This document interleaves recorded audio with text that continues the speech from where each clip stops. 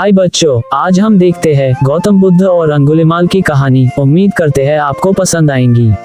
एक दिन गौतम बुद्ध भिक्षा के लिए गांव में जा रहे थे। वहां गांव में सब लोग डरे हुए थे और सब लोगों ने घर के दरवाजे बंद किए हुए थे। एक गांव के इंसान ने गौतम बुद्ध से कहा कि बुद्ध आप यहाँ ना रुके, अंगुलिमाल यहाँ आ रहा है। वो लोगों को मारकर उनकी उंगलियों को अपने गले में पहनता है। ये सुनकर गौतम बुद्ध को लगा इस अंगुलिमाल से उन्हें मिलना चाहिए। बुद्ध ने पूछा वो कहाँ रहता है, तो गांव वालों ने कहा जंगल में एक गुफा के अंदर उसका घर है। गौतम बुद्ध उससे मिलने जंगल की तरफ निकल गए। गांव वालों की चेतावनी के बावजूद कि डाकू आसपास ही है, गौतम बुद्ध शांति से जंगल में चले गए। खतरे को जानते हुए भी बुद्ध करुणा से प्रेरित होकर जंगल में प्रवेश कर गए ताकि हिंसा में भटक रही एक आत्मा की मदद कर सकें।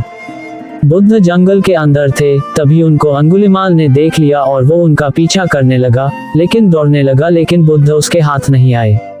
अंगुलिमाला अपनी पूरी ताकत से बुद्ध की ओर दौड़ता है, लेकिन चाहे वह कितनी भी तेजी से दौड़े, वह बुद्ध को पकड़ नहीं पाता, जो सामान्य स्थिर गति से चल रहे हैं।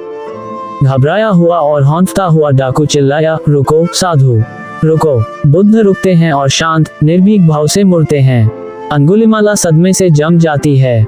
बुद्ध ने उत्तर दिया, मैं रुक गया हूँ अंगुलिमाला, तुम नहीं रुके हो। अंगुलिमाला बुद्ध के शांत चेहरे को देखत है। बुद्ध ने कहा कि जाओ, जाकर एक पेड़ का पत्ता तोड़कर लाओ। अंगुलिमाल गया और जाकर एक पत्ता तोड़कर लाया। अब वापस जाओ और इस पत्ते को जोड़कर आओ। अंगुलिमाल विचार करने लगा कि ये कैसे मुमकिन है, एक बार तोड़ी गई चीज फिर से नहीं जुड़ सकती। वो आश्चर्य से देखने लगा। बुद्ध ने समझाया कि उन्होंने दूसरों को हानि पहुंचाया है और अब बंद कर दो। अंगुलिमाला अभी भी घृणा और पीड़ा के चक्र में फंसा हुआ था। अंगुलिमाला अपनी तलवार और उंगलियों की माला बुद्ध की चरणों में फेंक देता है और बुद्ध के चरणों में घुटने टेक देता है। उसी क्षण हत्यारा गायब हो गया। उसने क्षमा मांगी और शिष्य बनने की इच्छा व्यक्त की।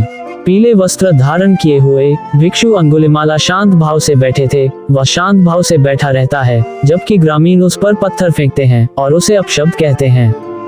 बुद्ध ने उन्हें दर्द सहन करने की सलाह दी, क्योंकि अब वे अपने पिछले कर्मों के परिणामों का सामना शांत मन से कर रहे थे।